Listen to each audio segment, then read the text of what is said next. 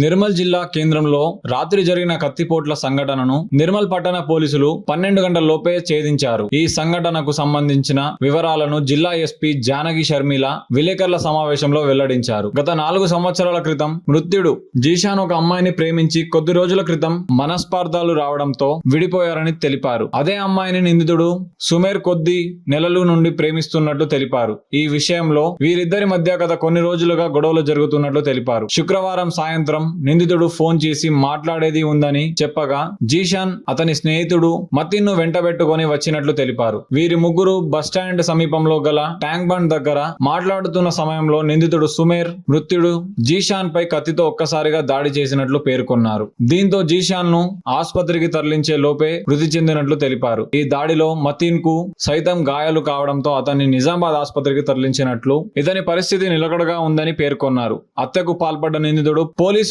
Arrest చేసి remand కు తరలించినట్లు తెలిపారు. అతని వద్ద నుండి హత్యకు ఉపయోగించిన కత్తితో పాటు సెల్ఫోన్ స్వాధీనం చేసుకున్నారు. నిందితుడిని పట్టుకోవడంలో చాకచక్యంగా వ్యవహరించిన పోలీసు అధికారులను ఆమె అభినందించారు. నిందితుడు 4 years బ్యాక్ ఒక లేడీని లవ్ చేశాడు. ఈయన 4 years ముందు అదే ఇతను కాదు, ఇతను చనిపోయిన అతని పేరు మాజిద్ జిషాన్.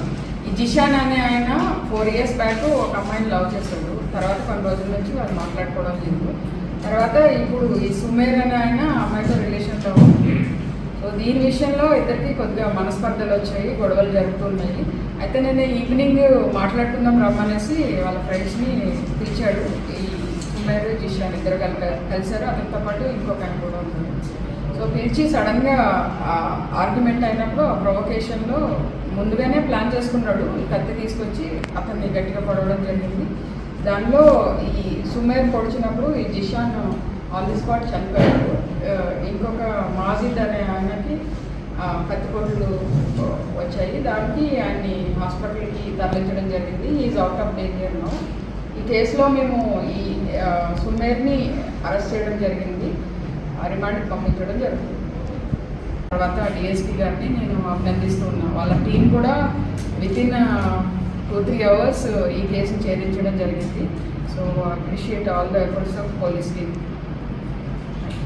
దీంతో సంబంధం ఏం లేదు. ఎవరైనా సరే నిర్మల్లో ఎక్కడైనా శాంతి భద్రతలు భంగం కలిగిస్తే చాలా స్ట్రాంగ్గా డీల్ చేయడం జరుగుతుంది. ఎవరిని స్పేర్ చేసేది లేదు. ఎంత పెద్దోళ్ళు అయినా సరే అరెస్ట్ చేయడం జరుగుతుంది, ఇమీడియట్గా కేసులు పెట్టడం జరుగుతుంది.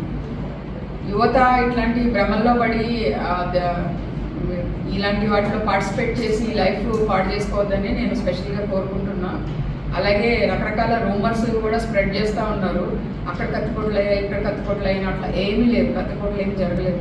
స్టోన్ కంటిన్యూ ఒకటే రాళ్ళు ఇసుకున్నారు, దానికి దెబ్బ తగిలింది అండ్ ఒక పంచ్ చేశారు. అది కూడా కులానికి మతానికి సంబంధించింది కాదు. It's a personal vendetta.